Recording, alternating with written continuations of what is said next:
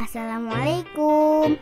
Hai, namaku Zalfa. Hari ini aku akan berbagi pengetahuan mengenai etika bersin dan batuk. Saat kamu bersin, jangan seperti ini ya. Kuman-kumannya loncat-loncat ke girangan tuh. Nah, begini bersin yang benar.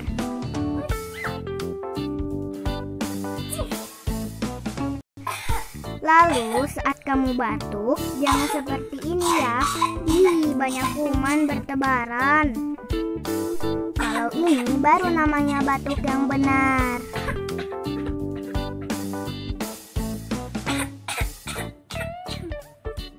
Oh iya, setelah kamu batuk dan bersin, jangan lupa cuci tangan dengan bersih ya.